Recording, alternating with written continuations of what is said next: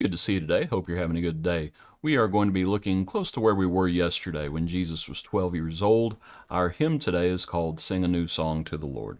Sing a new song to Jehovah, for the wonders he has wrought. His right hand and our most holy triumph to his touch hath brought. In his love and tender mercy he has made salvation known. In the sight of every nation he his righteousness hath shown. Truth and mercy toward his people he has ever kept in mind, and his full and free salvation he has shown to all mankind. Sing, O earth, sing to Jehovah, praises to Jehovah sing. With those swelling notes adore him, shout before the Lord the King. Seize with all your fullness thunder, all earth's peoples now rejoice. Floods and hills in praise uniting, to the Lord lift up your voice. For behold, the Lord is coming, robed in justice and in might. He alone will judge the nations, and his judgment shall be right.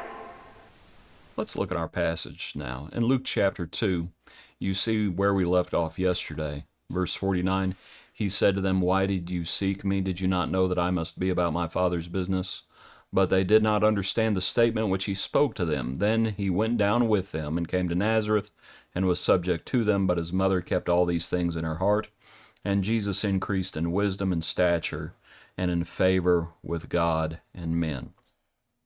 So I thought we'd start with verse 51, that he was subject to them.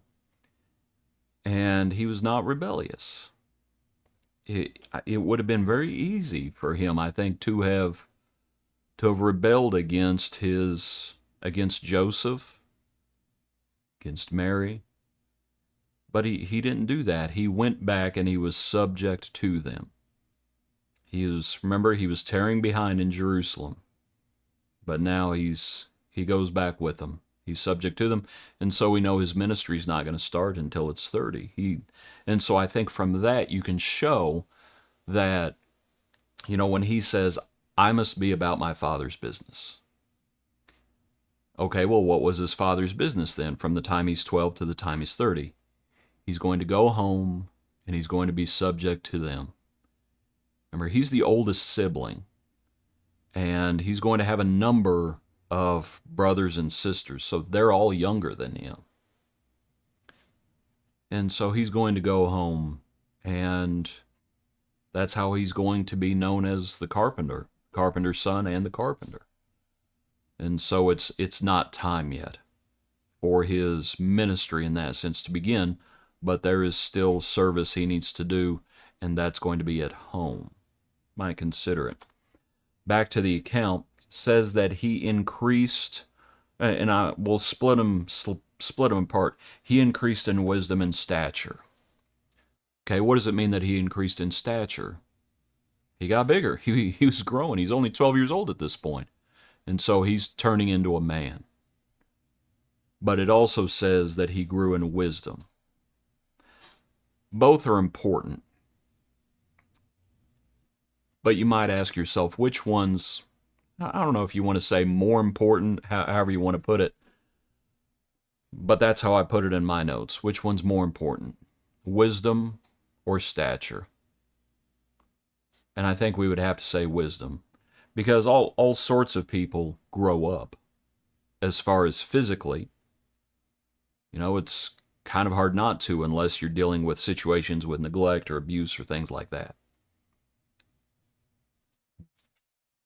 All sorts of people grow up and they never, Scripture talks about foolishness is bound up in the heart of a child, and that's why discipline is so important. There are many foolish adults out there in the world. And they may have grown in stature, they may have gotten bigger and stronger, but nonetheless, they're still foolish. So which one's more important, stature or wisdom? And I would suggest it's wisdom. He also grew in favor with God and men. And both of those are important. But again, which one is more important? Growing in favor with God or men? It's good to grow in favor with men, to start developing a good reputation. You might think about if he would have been a rebellious child, what sort of reputation would he have had? And so it's good for him to grow in favor with man. But what's more important is growing in favor with God. At a certain point, Scripture says, "Woe unto you when all men speak well of you." And so a lot of people may grow in favor with man to their own fault. The more important thing is to grow in favor with God. And that's what Jesus is doing. He is about his Father's business. And his Father's business at this point is back in Nazareth. And so it's wonderful to see this picture of him at 12 years old and coming back home. But we know what the next passage is going to lead to. Because we don't need to know all the details from when he's at Nazareth. Those things are not necessary for us to know. But we can take comfort in knowing that he went back home and was subject to his parents, and he grew in wisdom and stature and in favor with God and man. Appreciate you. Hope you have a good day. Join us tomorrow for another portion of our Daily Praise.